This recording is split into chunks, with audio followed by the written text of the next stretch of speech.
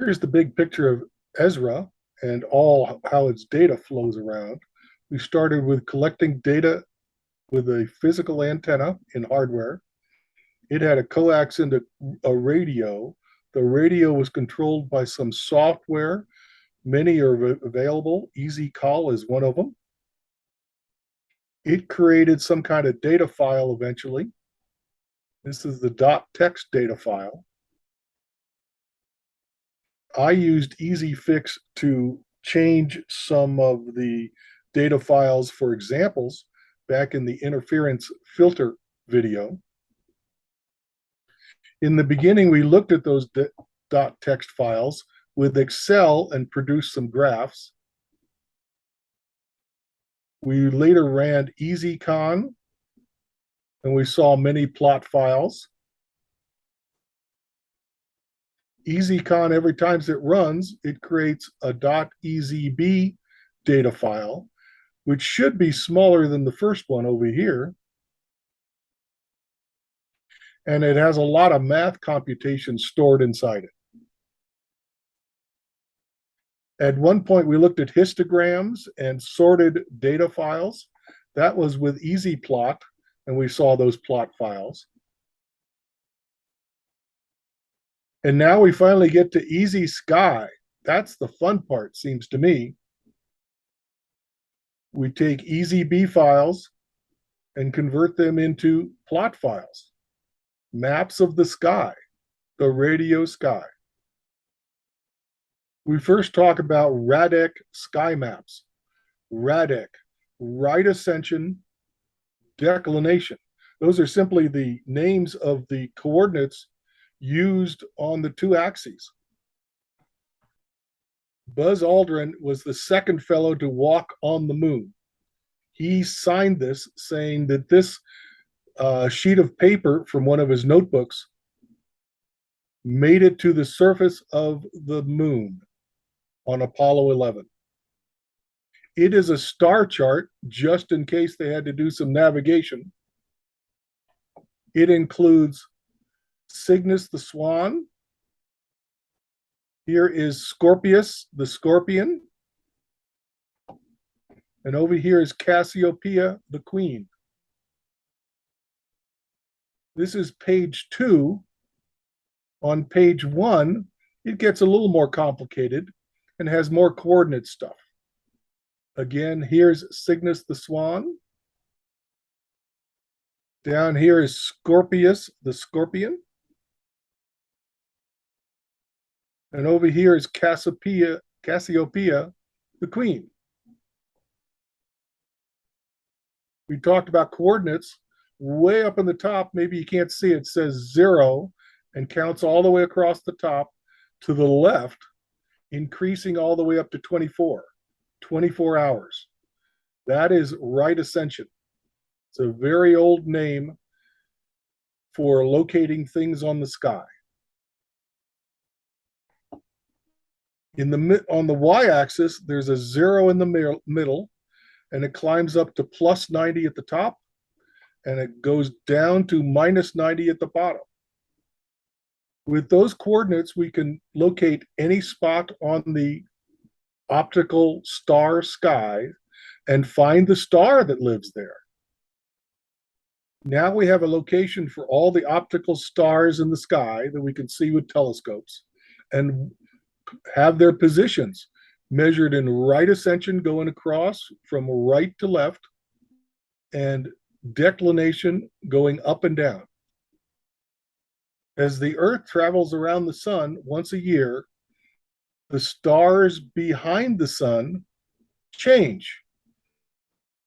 It's as if the sun is moving across the sky of stars. That's reflected by this curvy line, sinusoidal curve. It starts with the first day of spring. The sun appears to be in this spot on the sky. 3 months later, the sun has traveled across the sky up to this high point.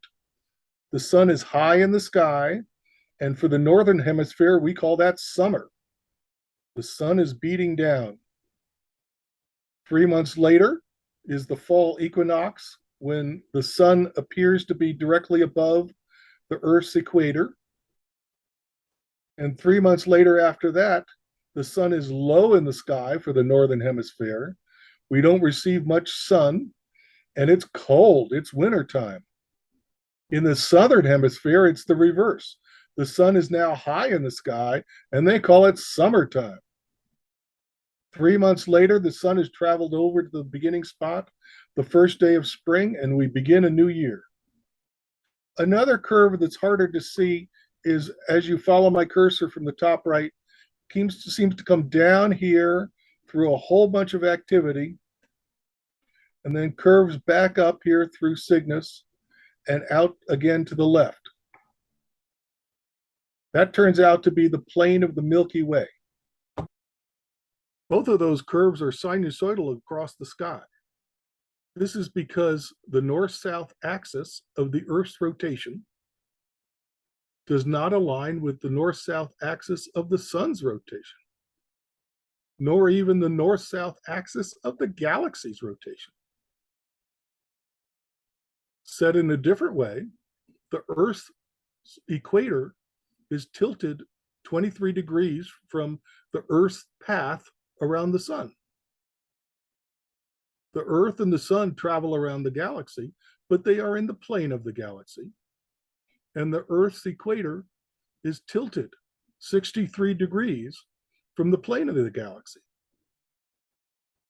For those folks in Denver, Colorado, at about 40 degrees north latitude, they see these stars directly above their head at 40 degrees declination every day.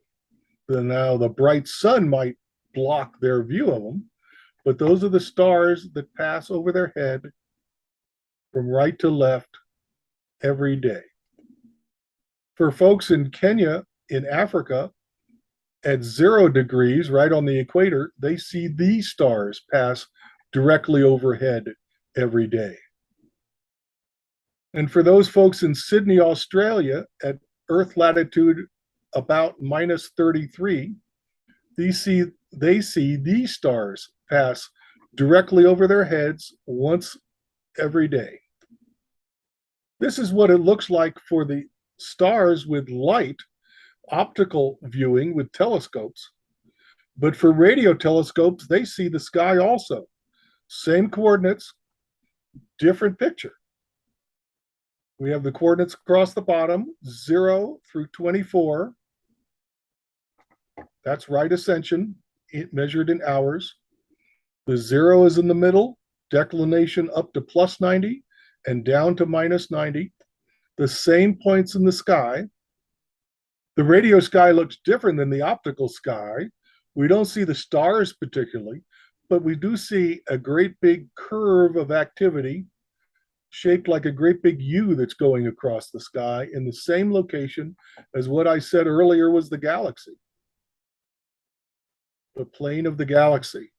We also have the curve of the ecliptic going across here. The sun follows this curve along with the planets, I suppose, but the sun is emitting a lot of radio energy, and that may affect your measurements.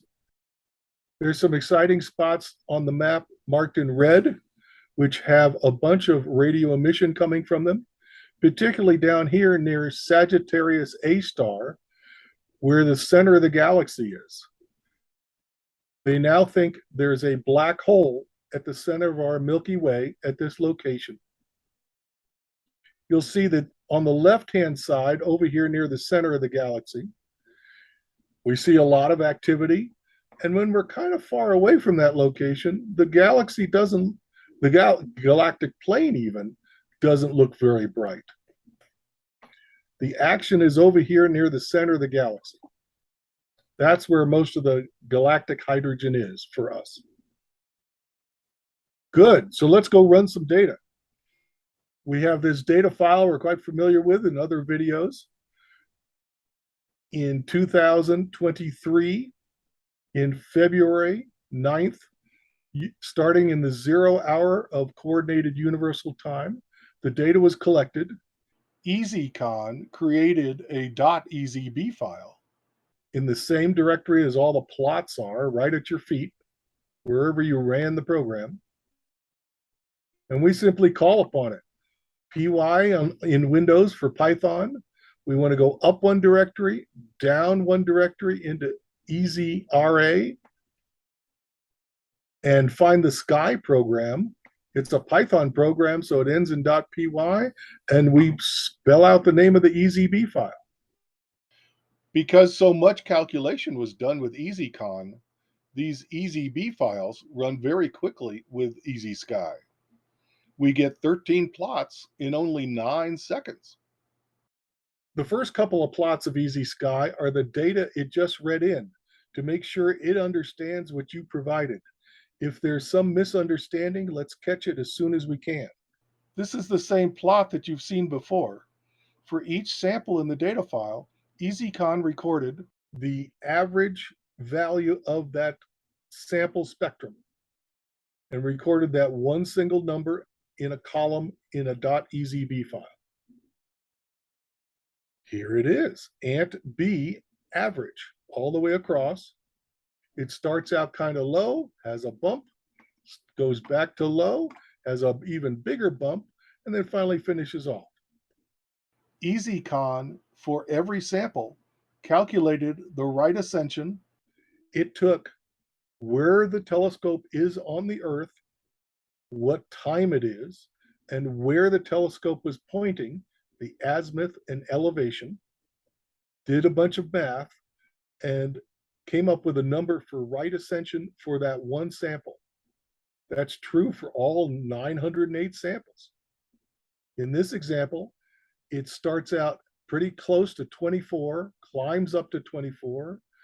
At 24, it wraps around back down to 0 and climbs steadily in time all the way up to almost 24, which is just about the same value as when it started.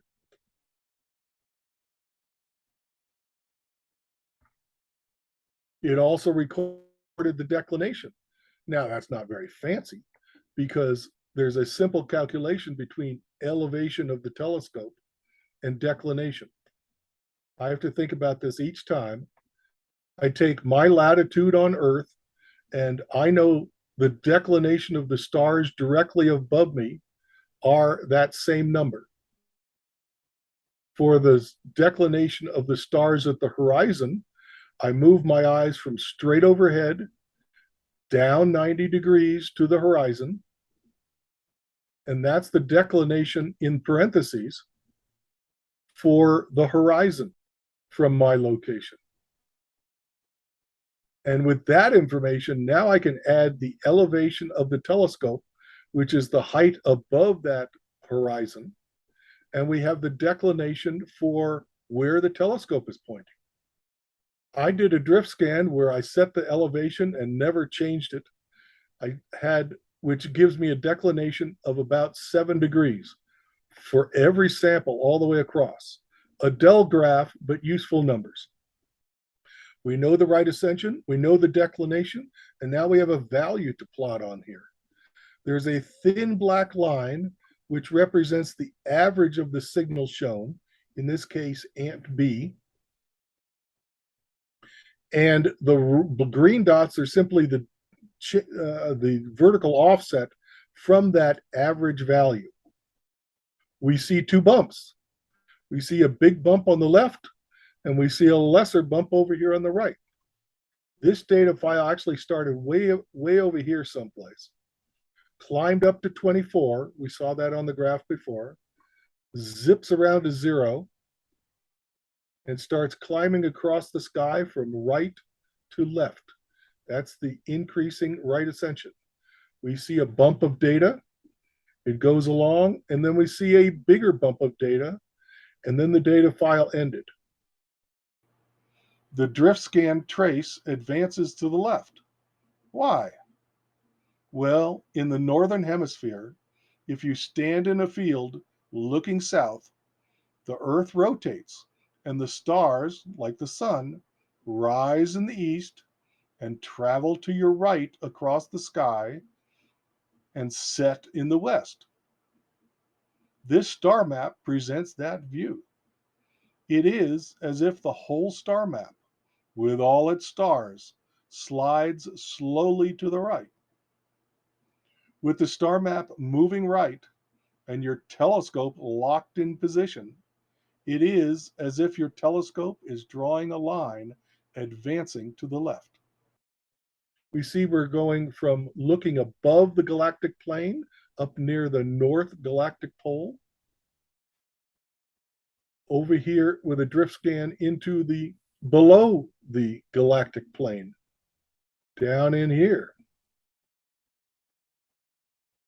When the drift scan travels from positive galactic latitude to negative galactic latitude, positive to negative, we travel over an exciting part of the galactic plane where there's lots of hydrogen over here near the galactic center. Compare that to traveling from negative galactic latitude to positive.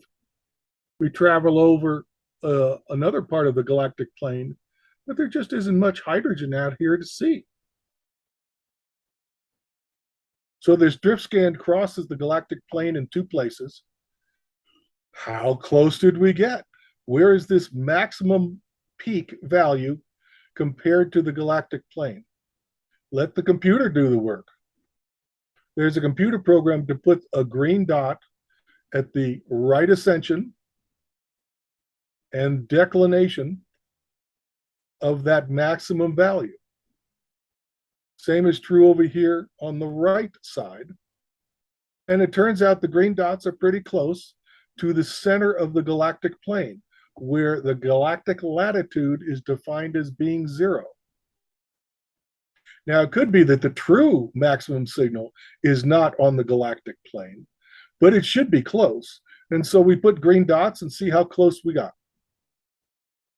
Instead of using that vertical offset graph, how about changing colors? Brighter colors like yellow for higher values. We've seen that before. We see a bright yellow when we cross the galactic plane on the left, and kind of a brighter red over here, at least to the values defined by the color bar down here below.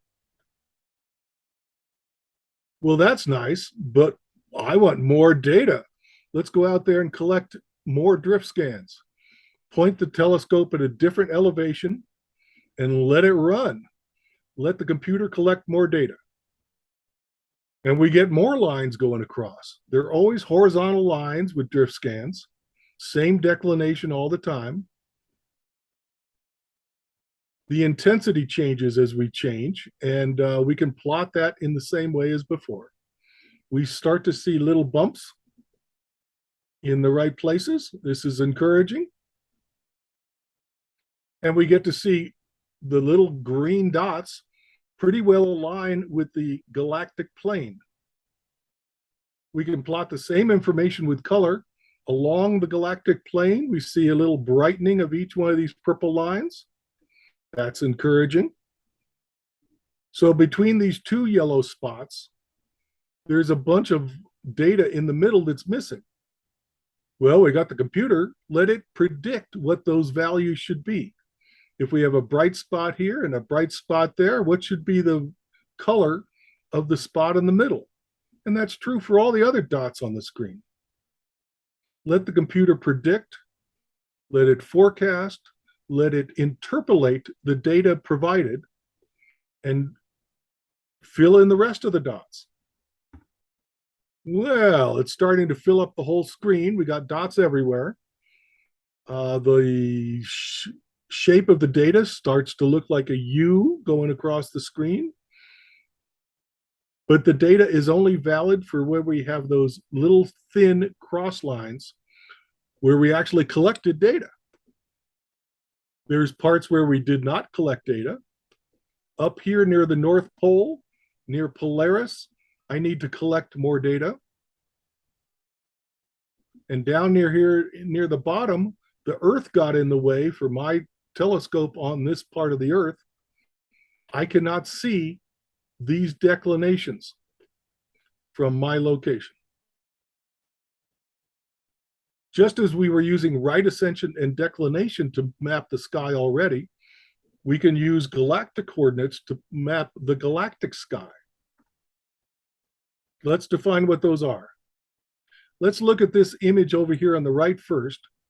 The Milky Way is a large disk of stars, much like a galactic round pizza. In the center of that pizza is a black hole, and about 2/3 of the way out is our sun. If we look along the plane of the disk, that would be 0 degrees galactic latitude.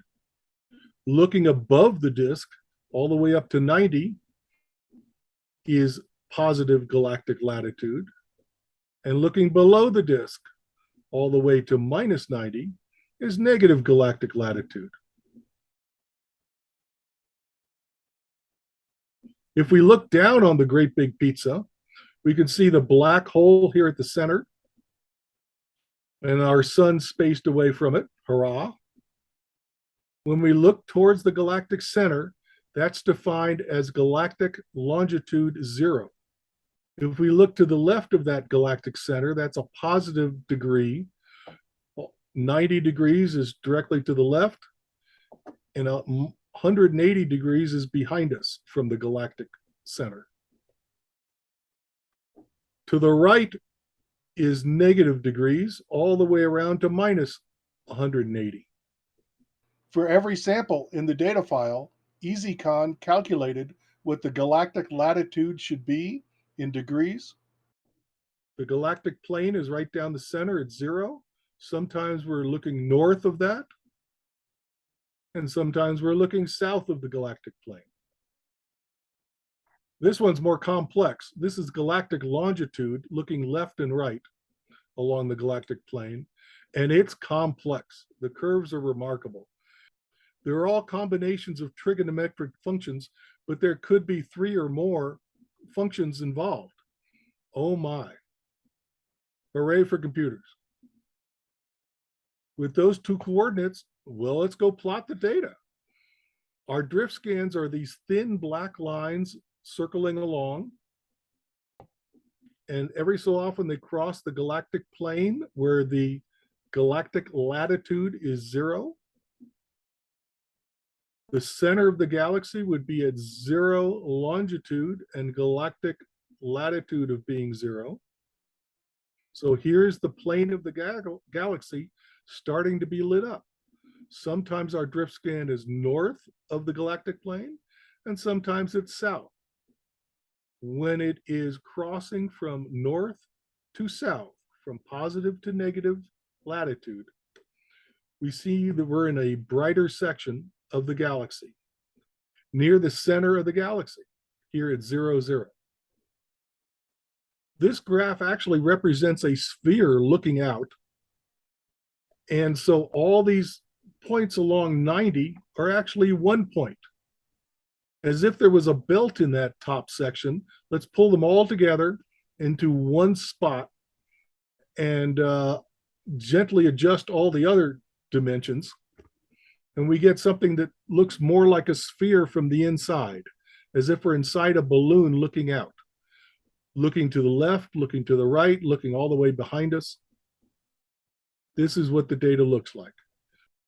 We see bright galactic hydrogen down the plane of the galaxy horizontally.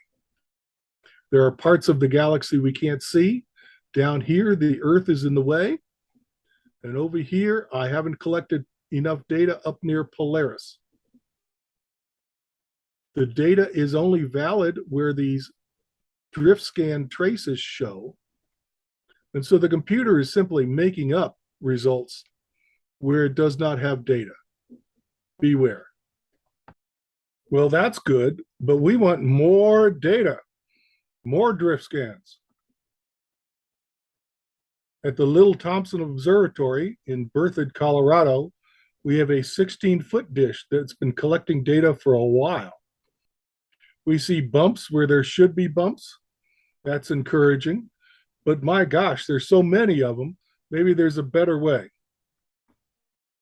Let's view the same data, but by color. And this looks a little less confusing.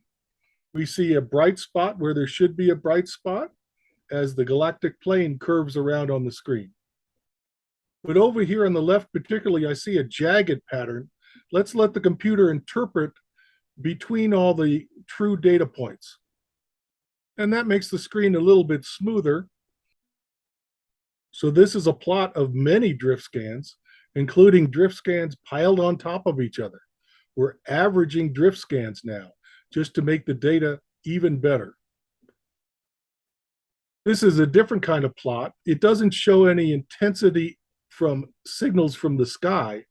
It is the count of how many data points are on each little pixel dot on the screen. So the screen is represented by little boxes, 1/2 degree in declination by 1/2 degree in right ascension. And this plot keeps track of how many data samples are in each box. So many data files that we end up with a purple color. Purple is about 100 data samples per box. As always, we want more data samples per box. In galactic plane, it looks like this. We're getting more drift scans, more of those curvy little black lines curving around and filling up the data space. Hurrah. Where we have no data, the computer is making it up and doing the best it can, but I don't believe it. I need more data up here near Polaris, and I need data where the Earth is in the way. We see a bright line where it should be along the galactic plane. If we take this same graph and try to make it more spherical, here's the plot for that. It looks about the same. We see a galactic plane across the horizontal center of the graph. But it's not really true. How come all this bright stuff in yellow is here? Is it really that way? Let's look at the data. If we plot all the data in all the time, we got 1.6 million samples all collected along here, and we see a bump in the middle. That's what the bright spot is on the previous graph. Turns out that data was collected in the wintertime, when all the amplifiers and electronics were nice and cold and had high gain, giving us a loud signal. I need more reference signals. This was all done with ANT-B. That was the best that I had at this point. Reference signals would help. The next thing to do is not even change the hardware, but just change the software from the Haystack program to ezCall, which knows how to change the frequency being received and could look at non-hydrogen frequencies, like 3 megahertz higher where we don't expect hydrogen, and compare that to hydrogen. That might prove to be an easy reference, even without changing the hardware, by putting a resistor near the front of the first low noise amplifier. And again, with using the .ezB files, that allows ezSky to run quickly. This example of 363 ezB files, all collected in LTO16H directory, with 1.6 million samples, it creates 15 plots in only 36 seconds. Here's the simple command I used. Python, ezSky like before, and simply referring to a whole directory of ezB files to go study. By default, ezSky simply uses column 14 of the ezB file. That's ANT-B signal. But you can choose any other column, like 16, which is ANT-RB, or 18, which is ANT-XTVT. Here are the commands to do that. Again, Python, ezSky, some data file, and use the argument ezSky input and provide a number on the end. To allow comparison, that column number is in the plot file names. Here we see 14 and ANT-B average written out. These are the same plots, but now with 18 ant XTVT. ezRA continues to be updated. You've already seen this sinusoidal projection of the radio sky. ezSky now offers a mulvide projection of the radio sky. This projection is popular in professional papers.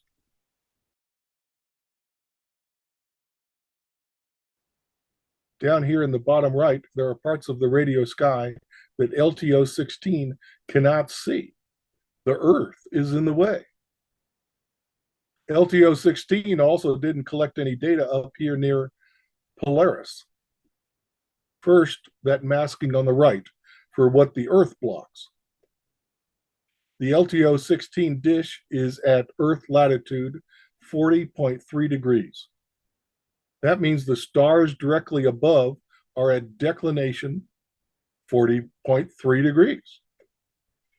The declination of the LTO's horizon is 40.3 minus 90 degrees, meaning minus 49.7. So I want to mask for minus 49.7 down to minus 90 degrees declination. We run Python and ezSky and all the necessary data files. We ask for an ezSky mask out. It's a list of 3 items. The last 2 are the values of declination, minus 49.7 all the way down to minus 90. And I use those 2 values as part of the file name. It takes a while, but in 12 minutes, ezSky creates a fairly small data file. Because it is a compressed file, Python puts period NPZ on the end of the file name. To use that mask, we run Python in the normal way with ezSky and all the data files. This time the command line keyword is ezSky mask in, and then the long file name. That part of the sky is blocked out in white. Here's the sinusoidal projection. And here is the mulvide projection. And now for the second mask. The LTO-16 dish did not collect data for the whole sky. When we ran ezSky, one of the things to flash across that screen was a little bit of section about ezSky 020 plot. And part of it talks about what the maximum declination was that was plotted. We can use that number, 43.5, and I add a 3-degree spacer to come up with 46.5. So I want to mask from the North Pole at plus 90 degrees all the way down to 46.5 degrees declination. Like before, we run ezSky, we collect all the data files, we need ezSky mask out. It's a list of 3 items from 90 degrees, that's a positive number, down to 46.5. I give a file name using those numbers. And in 12 minutes, I get a new binary data file, a mask file. To use the mask, we run ezSky and ezSky mask in and the file name. And in fact, if you want to use both masks, just do that twice. ezSky mask in with one of the mask names and ezSky mask in with the other mask name. Both masks in place.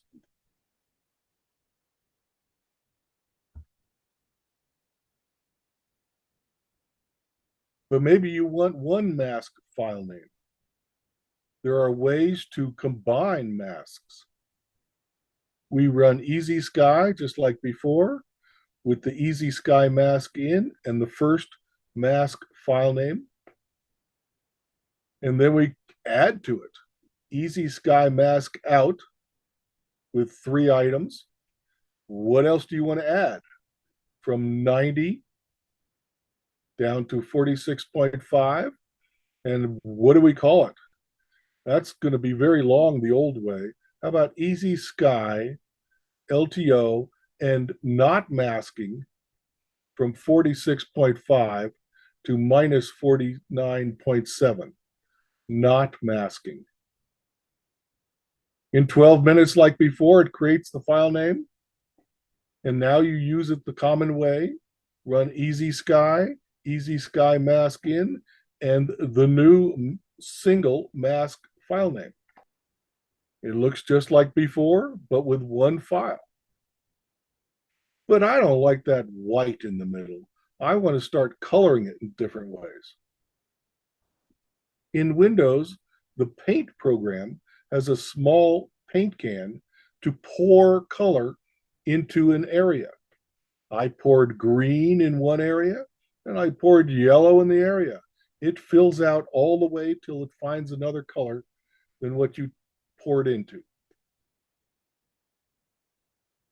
This is related to the next program, ezGal. ezGal concerns itself with data near the galactic plane. But ezSky provides one sky projection that's helpful. The LTO-16 data set includes data all the way from the North Galactic Pole to the South Galactic Pole. See how the drift scans come up, come down, and then come up again during the course of one day. If we take all those galactic latitude values and sort them by their increasing value, we get a slow curve of lots of values. ezGal focuses on those values near the galactic center at 0. Here is shown the galactic latitude samples between plus 30 and minus 30 degrees. It was created with an ezSky keyword of ezSky, gal crossing, galactic latitude, and the value 30. With that value of 30 shown in the top left, this is one of the ezSky plots showing those drift scan samples that meet that criteria. Thanks for coming. Have fun with ezSky and share your successes. See you in the next video.